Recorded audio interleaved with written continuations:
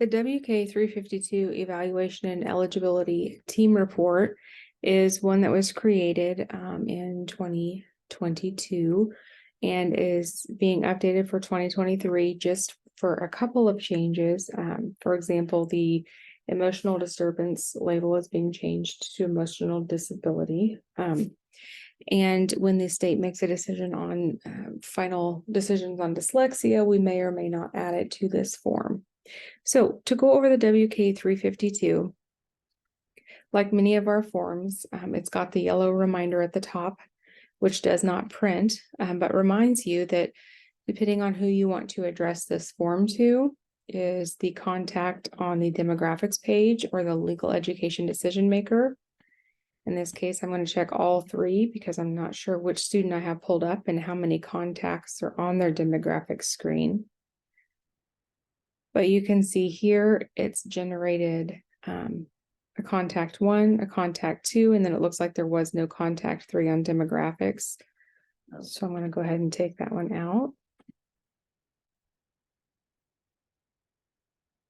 And you can see you've got the option just to denote initial evaluation or reevaluation. And that way you can kind of identify which type of evaluation is taking place. The report date or IEP team meeting determination date goes here at the top. And it automatically fills in for you the student's name, birth date, and other demographic information. So if you come across this on one of your students, and let's pretend that the kid's ID is missing and it doesn't automatically fill it in, this is kind of a sign for you to go back to your demographics page because you had forgotten to complete that. So if you notice anything being blank here, you can make the adjustments on that demographics page because that is where it generates the information from. So you can see, for example, oh, I thought I didn't have a grade here, but I do have a grade 9. So whatever demographics page says, this is going to mirror what that is. It's got the contact number 1 and the address listed out here. And you can see there is a contact number 2, but there's no address. So either one of two things, there is no address listed on the demographics page, or it's been marked as do not print this address. And so it doesn't show up on the form. The language at home is one of those demographic pieces of information that we wanted to include as a reminder to people right when they get started on an eligibility or a reevaluation team report, is remembering that native language of that family and that student. So we've included it here. This pulls from the demographics page. That's why you'll see that it says ENG instead of English. Those are the codes for language spoken at home that are included on that demographics page. Also, if any outside agencies are involved, that information is, you can fill it in here. You can leave it blank if there are none, or if you choose not to use it. But let's say, for example, for a pre-K student, Rainbows United is involved. And so maybe since that's a community agency, then it's not associated with your school, or Arrowhead West, or a specific therapist, something like that. You'd be able to put that information in here and consider that as part of your evaluation or reevaluation. So as we go through, you will see these RTE boxes. That stands for Rich Text Editor. And what that means is it's just a text box, but it allows you to bold, underline, put bullet points, insert a table or a graphic. What this does in a lot of cases, especially for school psychologists or speech people who are doing a lot of data, and they're including that information in the form of like a chart or a graph, that can be copied and pasted onto here, or you can even create tables right here in the program. So for example, if you wanted to make a table, I guess necessarily not relevant to this question, but just in general, let's say you wanted to make a table that was 3 by 5. It would automatically insert that for you, and it would adjust your table based on the width of the box. So it's a really nice feature. And that's what the RTE boxes have been added for. So Rich Text Editor. You do not have to use those. It's a nice functionality, and it's used quite often on these forms. And so it's one of those things that we like to show in our demonstration. So one of the things first listed is the reason for the evaluation or reevaluation. Talks about relevant background history. and information, including the school history of the student. The behavior during the observation or eval. Again, if any of these are fields that you were not relevant to your evaluation or you did not want to complete, you could simply leave it blank and nothing will print, or you could just type NA and just NA will print. The next section has a little reminder that indicate NA or type the statement, this area was not assessed during the evaluation or reevaluation. So an example for you, if you don't want to type NA, you can simply copy and paste. So that's there for you as a reminder. Include general education intervention summary is going to show up. If it's an initial evaluation, you can mark yes, and it has a summary of GEI box, or you can mark no, and when you save it, that box goes away. So really, a lot of people only use that for when it's initial evaluation, but there are times when you could have a student who has an IEP for a learning disability, and perhaps you're looking at an evaluation for emotional disturbance or emotional disability. And so maybe you do have GEI intervention data to include regarding that student's behavior. So this is an option for you. If you want to include it, yes. And there's a summary of GEI. If you don't want to, you can simply click no. And I do believe when you click no, that summary of GEI information box, it goes away.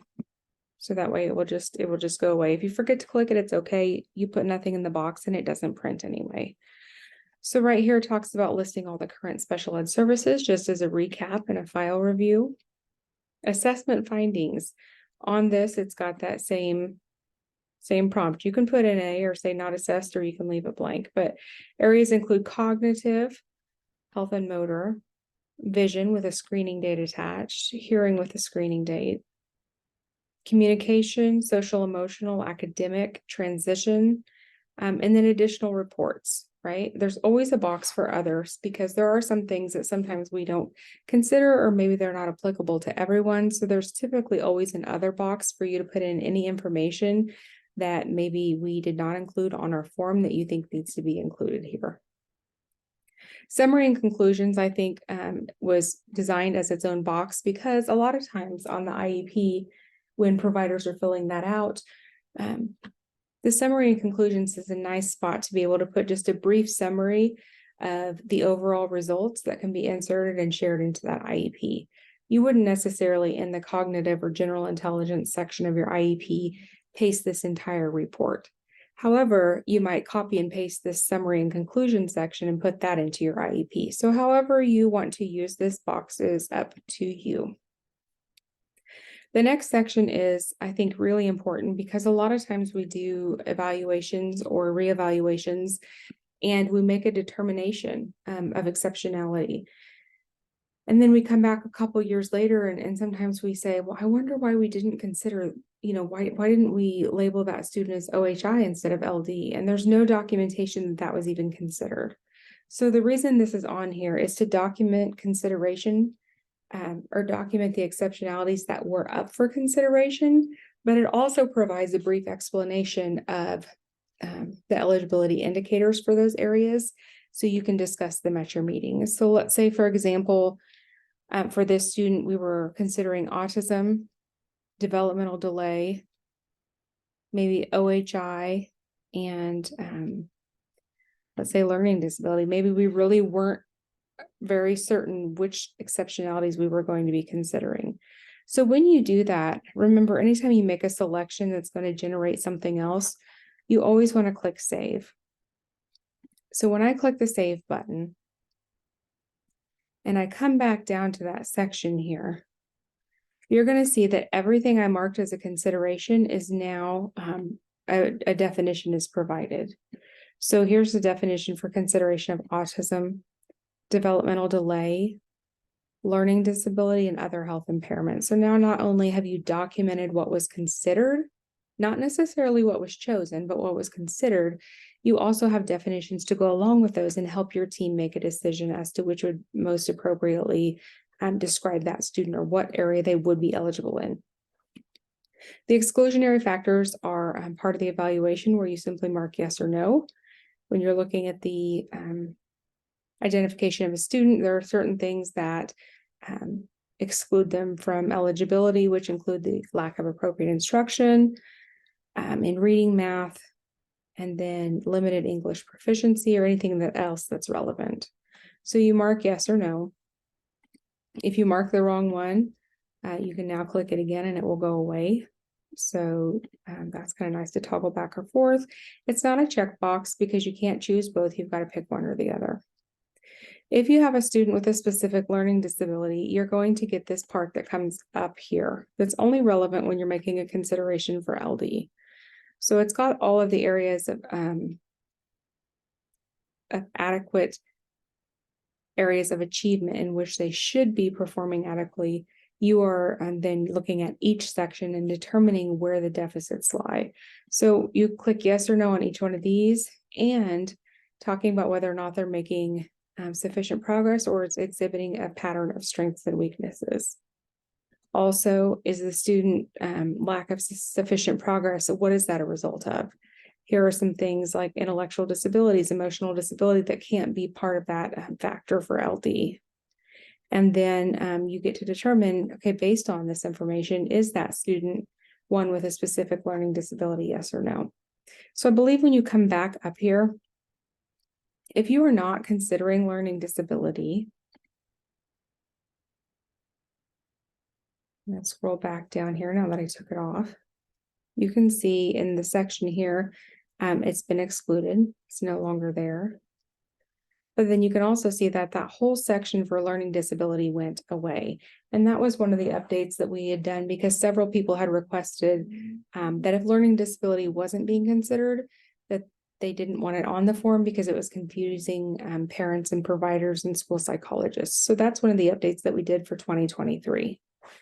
On the eligibility determination, they're either eligible or not eligible. And here are the two-prong eligibility options for you. On this form also, you can choose a primary exceptionality and, if appropriate, a secondary exceptionality. So you'll see here, emotional disability is now listed instead of emotional disturbance. And then you can also see here, DD is not an option because DD does not have cannot be a secondary exceptionality. So that's the difference between those two drop-down menus. Now you'll notice we did consider several areas, autism, DD, and OHI, but this is where you make the determination for what it was the team decided upon. Are they eligible for related services? Yes or no? This was added because sometimes students with an emotional disability, the team also says, you know what, this is related to their disability and we feel that social work is appropriate based on the fact that it is related to their disability. This is where you could document that information if they weren't already receiving it. And then the assurances section was added last year in 2023 just because of the state file review questions. So people would have a place to document their answers to those questions. So information about non-discriminatory materials, native language, those are the same questions that appear on the file review, and you can click yes or no. And then the box here is for you to make an explanation or a rationale if you choose to do so. If you don't put anything in this box, it's just not going to print it and it's going to move on to the next one. So you do not necessarily have to put anything in the box, but KSDE did advise people that a checkbox was not sufficient enough. And so we added both options for you. Team member participation is listed below. Anyone, when you're considering an LD determination, must present in writing if you disagree with a statement. And so that's just a reminder up here. Signatures are electronic on this form, so you may pass this around the table, and each person who is a member of the participating IEPT meeting can mark their signatures right in the box, or you can simply display it to print like you've always done, and it'll just have signature lines for you. You don't have to worry about these boxes. So the first two are specific to the legal education decision maker. So if this was me, I'd type my name in the box. I'm just going to put initials here because I'm not very good at this. And I'm going to click save. So you come down to the bottom and you can see the date and time stamp that it maintains for you as documentation of when that was signed. So let's say that at the IEP meeting, you got the signature of someone who was present, and then let's say you decided your agency likes you to send the page home for signatures if there was a parent who couldn't make it, then that date and time stamp would be separate from that. At the bottom, as you scroll down, you can see this controversial section here about agree or disagree. And we get a lot of questions as to why don't the parents have agree or disagree as an option for them?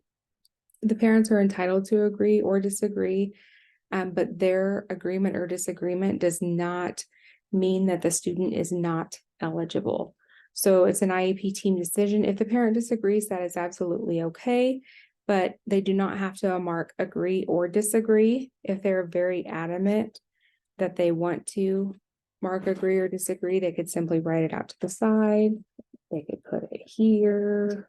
They could write it on their signature, dad, and he's, going to agree. Probably not a very good example, but the LEADM 1 and LEADM 2 are not listed as agree or disagree because the consent is not required. If they don't sign this form and say that they agree, that does not mean that the student is not eligible. What that means is that we cannot provide special education services until they do consent. So down here, you would have your other team members. It's at of course, we have student parent because people wanted that included, so we did include it. Is it the educational advocate, the gen ed teacher, special ed provider, administrator? Other is great because if you have someone who's a special education provider, let's say that's the social worker or the speech teacher, OT, PT, whatever the case is, all they have to do is check special ed provider.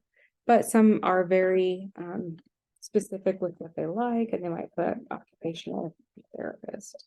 So that is there for you to be able to specify, even though they would qualify as a special education provider.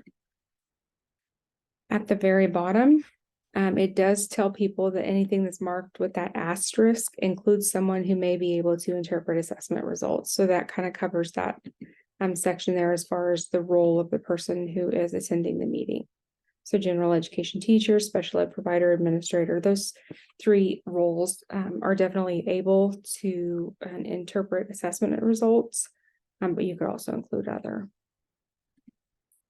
So again, this form, when you print it, looks a lot shorter simply because of the visual layout of it and what information you put in.